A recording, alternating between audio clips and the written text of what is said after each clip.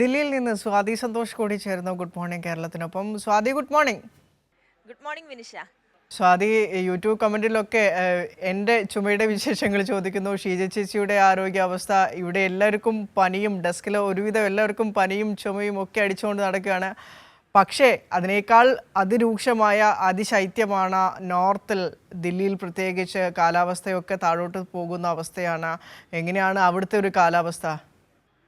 വിനിഷ, ഉത്തരേന്ത്യൻ സംസ്ഥാനങ്ങളിലൊട്ടാകെ അതിശൈത്യത്തിലേക്ക് പോകുന്നു. പിന്നെ ദില്ലിയെ സംബന്ധിച്ച് കുറേ ദിവസങ്ങളായി ശൈത്യം തന്നെ തുടരുന്ന സാഹചര്യമാണ്. എന്നാലും കഴിഞ്ഞ ദിവസങ്ങളിൽ ഇന്നലെയും ഇന്നുമായി കുറച്ചുകൂടി തണുപ്പ് കൂടിയിട്ടുണ്ട് എന്നാണ് മനസ്സിലാക്കാൻ വേണ്ടി സാധിക്കുന്നത്. ടെമ്പറേച്ചറൊക്കെയും താഴ്ന്നുകൊണ്ടിരിക്കുകയാണ്. ഇന്നലെ തന്നെ കേന്ദ്ര കാലാവസ്ഥാ വകുപ്പിൻ്റെ അറിയിപ്പനുസരിച്ച് ഇവിടെ, അതായത് ദില്ലിയിൽ 20 ഡിഗ്രി സെൽഷ്യസിലേക്ക്, അതായത് മാക്സിമം ടെമ്പറേച്ചർ 20 ഡിഗ്രി സെൽഷ്യസിലേക്ക് കുറേ നാൾക്ക് ശേഷമാണ് ഇങ്ങനെ താഴുന്നത് എന്നാണ് കേന്ദ്ര കാലാവസ്ഥാ വകുപ്പ് അടക്കം അറിയിച്ചിട്ടുള്ളത്. ഇന്ന് 11 ഡിഗ്രി സെൽഷ്യസ് ആണ് 8 മണിയോടെ ടെമ്പറേച്ചർ രേഖപ്പെടുത്തിയിട്ടുള്ളത്. ഇനി അങ്ങോട്ടുള്ള മണിക്കൂറുകളിൽ ടെമ്പറേച്ചർ കുറയാനുള്ള സാധ്യതയുണ്ട് എന്ന് തന്നെ പറയുന്നുണ്ട്. എന്തായാലും മാത്രമല്ല, കഴിഞ്ഞ ദിവസം നേരിയ മഴ കൂടി പെയ്യുന്ന സാഹചര്യമുണ്ട്. ഈ നേരിയ മഴ പെയ്തു കഴിഞ്ഞാൽ അതിനുശേഷം താപനിലയിൽ വലിയ കുറവുണ്ടാകും എന്നുള്ളത് തന്നെയാണ് ഏറ്റവും ആശങ്കയായി നിൽക്കുന്നത്.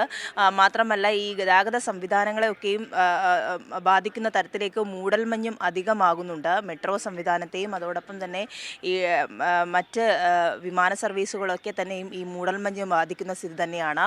ഇന്നും പുലർച്ചെ വിവിധ ഇടങ്ങളിൽ ഒരു നേരിയ മഴ കാണുന്നുണ്ട്. അതോടൊപ്പം തന്നെ ശൈത്യം കൂടുന്നതനുസരിച്ച് തന്നെ വിവിധ ഇടങ്ങളിലേക്ക് ഈ കോൾഡ് വേവ് കൂടി എത്തുന്ന ഒരു സാഹചര്യമാണ്. ശൈത്യക്കാറ്റിലേക്കൊക്കെ പോകുന്നുണ്ട്. ശീതക്കാറ്റ് വിവിധ ഇടങ്ങളിൽ കഴിഞ്ഞ ദിവസം തന്നെ ഉണ്ടായിരുന്നു. മുന്നോട്ടുള്ള മണിക്കൂറുകളിലും അത് ഉണ്ടാകുമെന്നാണ് പ്രതീക്ഷിക്കുന്നത്.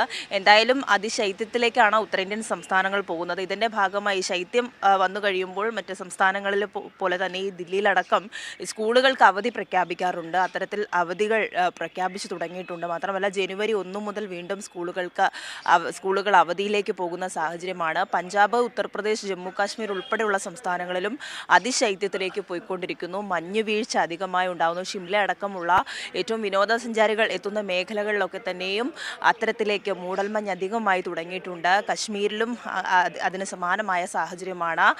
താജ്മഹൽ ഉൾപ്പെടെയുള്ള ഈ വിനോദസഞ്ചാരികൾ ഏറ്റവും കൂടുതലായി എത്തുന്ന മേഖലകളിലൊക്കെ തന്നെയും അതിശൈത്യത്തിലേക്ക് പോവുകയാണ്. എന്തായാലും ഉത്തരേന്ത്യൻ സംസ്ഥാനങ്ങൾ കടുത്ത തണുപ്പിലേക്ക് പോകുന്ന സാഹചര്യമാണ് വിനിഷ. സ്വാതി, ഏതായാലും ആരോഗ്യം സംരക്ഷിക്കാൻ വേണ്ട എല്ലാ കരുതലും എടുക്കൂ.